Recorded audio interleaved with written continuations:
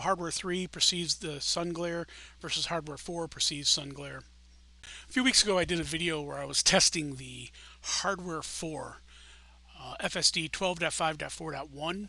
I was testing it driving towards the sun. So I said this is a route that I take almost every morning.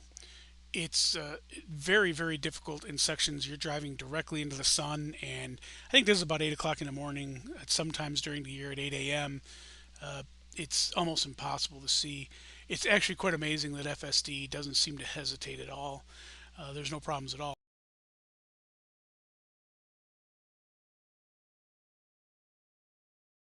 Morning, and it's got some really, really bad sun glare.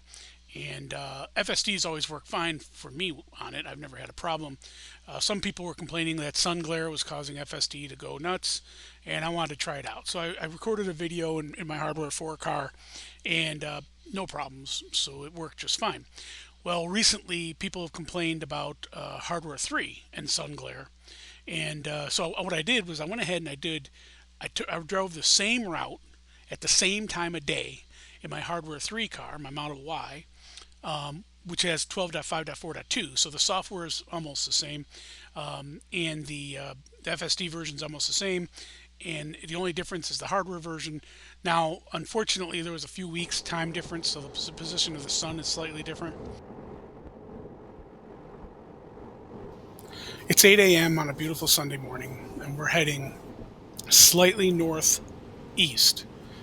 And the sun, as we're coming up to this intersection, there's a group of trees to the right that are sort of hiding the sun. And as we come in front of those trees and come up to the intersection, you'll start to see the FSD camera, the front camera, and you'll see that the in-cabin camera starts to saturate.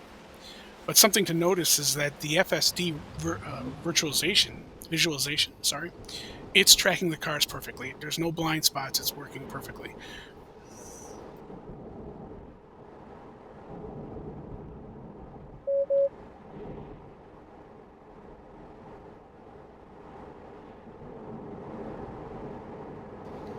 So as we come around this corner, you'll see the sun just directly in the windshield. You'll notice that the dash cam, which is the FSD camera, what the full self-driving actually sees, is doing a very good job of managing that very high dynamic range. If you notice on the visualization, you'll see that the camera's tracking the road just fine, no issues there.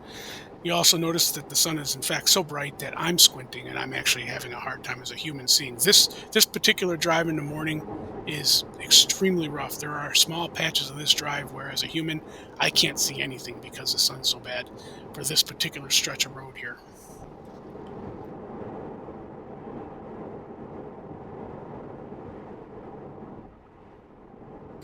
Now coming around this corner, there's a stoplight and the sun is directly behind the stoplight.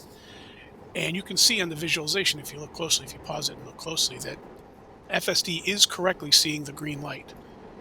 You also notice that it is correctly tracking all the cars, even the cars in the distance that are very hard to see, even when just watching the video as a human. Now remember, the camera view, the feed that's on the top right, that is what the full self-driving computer sees. That is an actual feed directly off the camera in the car.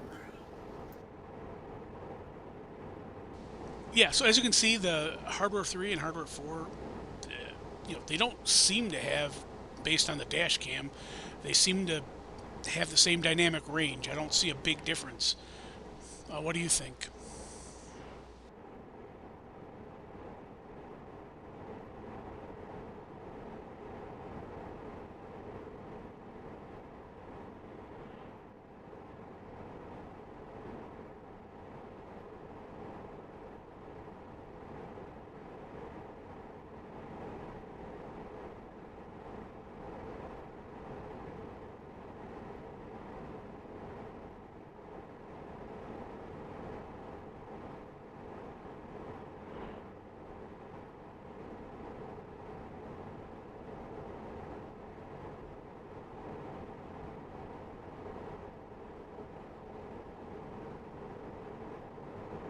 Now, I do have another video that was recorded. It's the same session, but it's not part of this video, where I am showing that with my hardware 3 car, it's actually stopping at a green light, which the hardware 4 doesn't do.